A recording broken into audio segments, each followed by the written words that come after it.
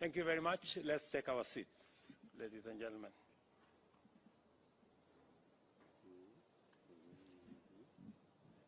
Your Excellency Kishida Fumio, Prime Minister of Japan, honorable members of your delegation, distinguished officials, members of the media,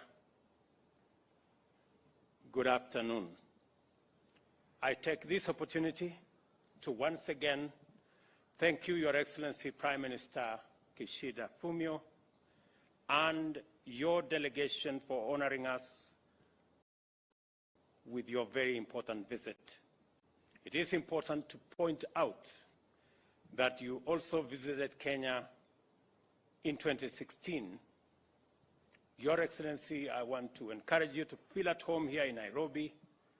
For a few minutes from here, Mr. Prime Minister, we have a natural national park. And if you find a few minutes, it would be welcome for you to visit. And we have all animals, the big five, the lions. Sometimes, Mr. Prime Minister, they escape from the national park. So if you meet a lion in the street, just be careful, because it is wild. I am delighted to report that the Prime Minister and I have just concluded highly productive bilateral discussions on a broad range of very important issues. During our meeting, I affirmed to His Excellency Prime Minister that his visit, coming on the occasion of the 60th anniversary of diplomatic relations between Kenya and Japan, is indicative of the primacy with which Japan accords Kenya as an ally. I assured His Excellency the Prime Minister that Kenya fully reciprocates this consideration. The meeting provided us with another opportunity to evaluate our shared values and mutual commitment to uphold a rules-based international order. Additionally, during our meeting, I conveyed to His Excellency the Prime Minister my high regard for Japan's long-standing bilateral partnership with Kenya in infrastructure development, trade and investment, the blue economy, and human capital development, just to mention a few. The Prime Minister and I exchanged views on numerous international issues of mutual interest, including those that Kenya, as an African state, especially desires Japan to take up in capacity as the chair of 2023 G7. Foremost among this, I emphasized the need to refocus effective global attention on forgotten conflicts in Africa. I've revisited our agreement with the recent G7 ministerial statement, which noted the urgent need to reinforce peace and security in the Horn of Africa, meet serious humanitarian needs, and build resilience in this region. Furthermore, I raised concern that Kenya, the Horn of Africa region, and other parts of the African continent, as well as the global south, are disproportionately impacted by global climate change and its effects. We are not only affected in actual and potential threats to our environment, but also in regard to our livelihoods and the very existence. I called on Japan and G7 to lend robust support to initiatives aimed at addressing climate change, which include the Africa Climate Summit, which will take place here in Nairobi between September 4th and September 6th this year. Kenya recognizes Japan's exemplary leadership in the climate agenda, starting all the way from Kyoto 25 years ago. Japan's commitment of 6.5 trillion yen to climate finance for developing countries for the 5 years from 2021 to 2025 is commendable. Your Excellency, we do not take for granted Japan's huge investments and support for Kenya's geothermal power development through technology, capacity building, and finance. We share with Japan the conviction that climate emergency requires substantial scaling up of financial flows to developing countries. On Africa, Kenya welcomes Japan's support for the implementation of the Africa Union's Agenda 2063, which is the continent's blueprint for sustainable development and management of strategic partnership. His Excellency and I also discussed the situation in Sudan, and we underscored the need for the international community to support Kenya, IGAD, and the Africa Union in ongoing diplomatic efforts to resolve the conflict. We further agreed to call for a cessation of hostilities immediately without preconditions, assure the safety of civilians, including diplomatic and humanitarian personnel, and allow safe passage of humanitarian assistance and the safe movement of people seeking security. In our deliberations, we agreed to align also the curricula of our two countries so that more Kenyans can access skilled and quality jobs in Japan. We have also agreed on a number of bilateral issues between Kenya and Japan on the exploitation of the geothermal resources in our country. We've also agreed on a couple of other issues on the development of Dongo Kundu, a special economic zone in Mombasa, to expedite the construction and for Japan to support Japanese investors in taking space in the special economic zone.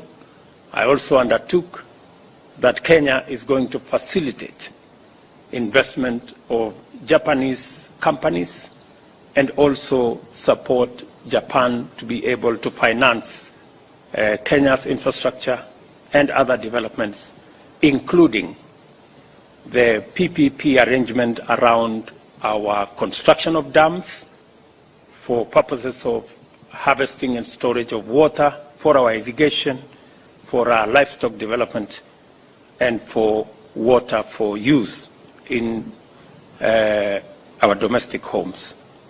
Finally, His Excellency Prime Minister Kishida and I noted the significance of the 60th anniversary of diplomatic relations between Kenya and Japan. In the past 6 decades, the two countries have successfully collaborated on highly impactful undertakings in many sectors. At this critical milestone, we consider the vast scope of current and prospective engagements between Kenya and Japan, and accordingly resolved to pursue resolution of outstanding issues in greater detail. We also committed to a firm and equivocal statement on the aggression by Russia in Ukraine. And as Kenya, we believe in a rules-based international charter. The UN Charter provides a framework for respect of independence, territorial integrity of all countries. We've called for the cessation of the war and revert to dialogue as a mechanism of resolving any disputes. Continued war is denying opportunity for the people in Europe, creating huge roadblock on trade, especially of commodities, to the African continent, creating huge crisis of food and supply of agricultural farm inputs, including fertilizer, to our continent. And we call on the international community to work in concert and to collaborate in bringing the Russia-Ukraine war to an end. I want to thank you very much for listening to me. Mr. Prime Minister, you have the floor.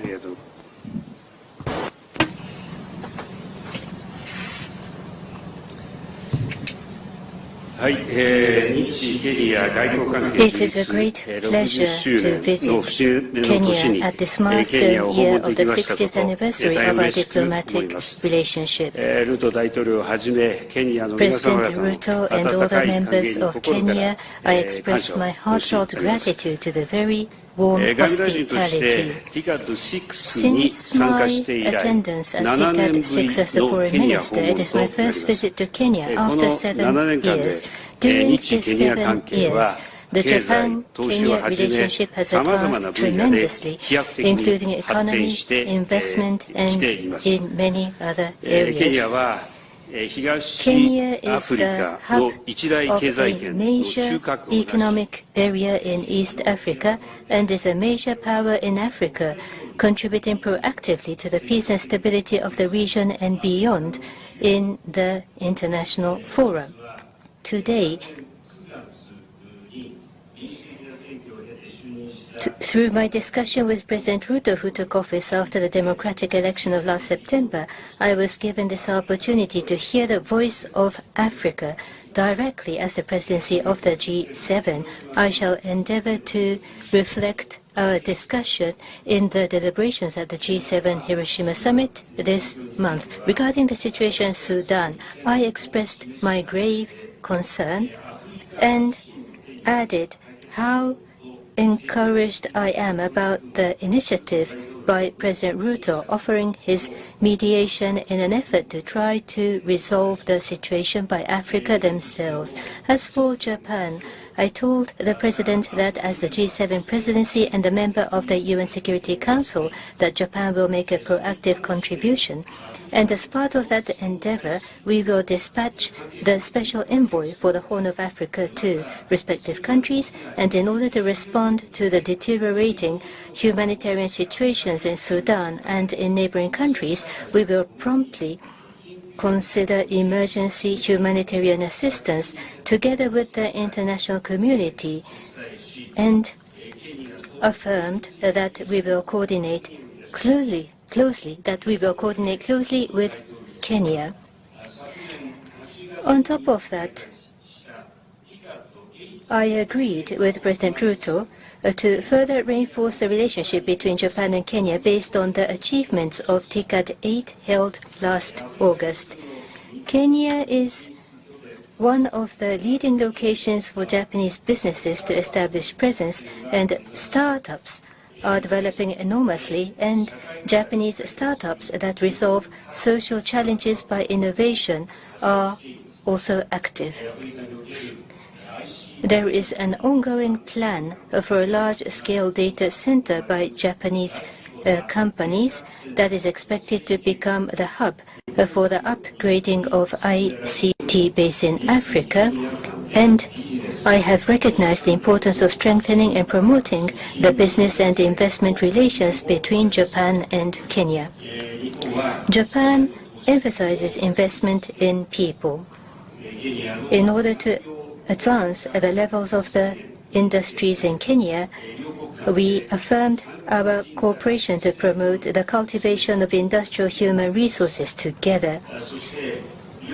We also agreed to launch the industry dialogue to accelerate our bilateral industrial cooperation. Kenya is the very country where Prime Minister Abe back in 2016 first advocated for a free and open Indo-Pacific FOIP. Today, in order to further promote the new plan of FOIP released this March at this place of the birth of FOIP, we affirmed our continued specific cooperation, such as the infrastructure development of Mombasa Port, which is a strategic location of the northern corridor of East Africa.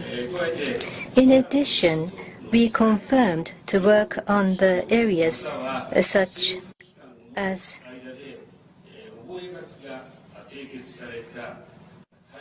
solar photovoltaics, green hydrogen, geothermal power generation included in the Memorandum of Agreements concluded at TICAD 8 between the businesses and government of our countries, and continue to support Kenya's energy efforts.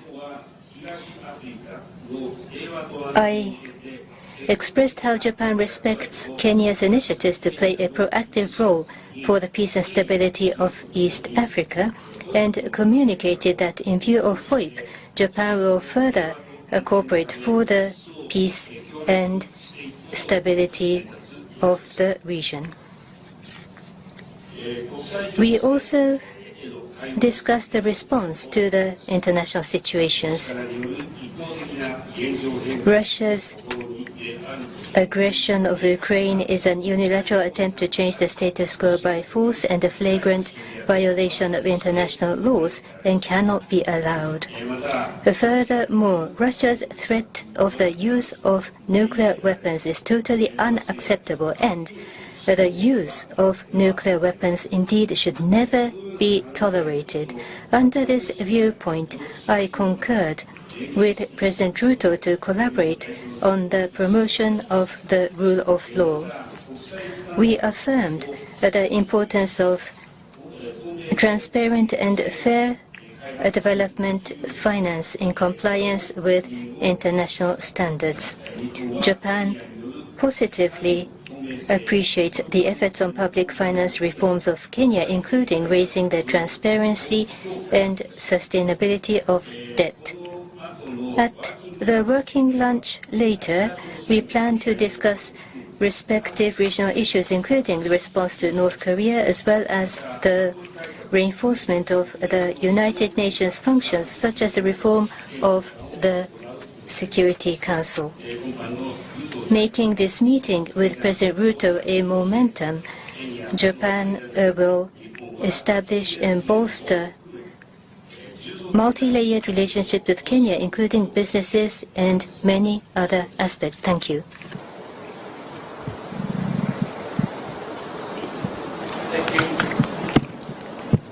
Thank you very much. I think let me just confirm all the points that have been mentioned by my good brother, Prime Minister Kishida, on all the aspects that we have discussed. I did also give him my undertaking that the government of Kenya is going to resolve the tax issues around the support of Kenya shillings 10 billion that was extended to us to support the development of Kemri, to support the development of Ahero irrigation scheme, and one other project, that the government of Kenya is going to resolve the tax issues that went to court in the next 4 months, so that we can tap into the resources that were made available to us. I also want to confirm that the Prime Minister and I discussed the matter of the international financial system and its reform, so that we can have a fairer and a system that recognizes the huge potential of energy resources, geothermal, wind, solar, and hydro in our continent, and to use these resources to unlock the huge potential that exists in our continents. And as a result, there is need for a reform of the international financial system so that it is much more responsive and it can provide the resources necessary so that as a continent we will not just be discussing about adaptation or loss and damage, that we begin to have the conversation about investment in the resources that we have in this continent to unlock our potential and to provide a solution to the subject of climate change. I did inform Prime Minister about the meeting we have on this to resolve this matter as a continent. And let me also confirm that I informed the Prime Minister that Kenya is well on course with the International Monetary Fund and our other development partners in ensuring that Kenya is on a sound economic footing, I have informed him that on the debt situation, we presented a budget last week that has cut down borrowing by 400 billion Kenya shillings. We are reducing our fiscal deficit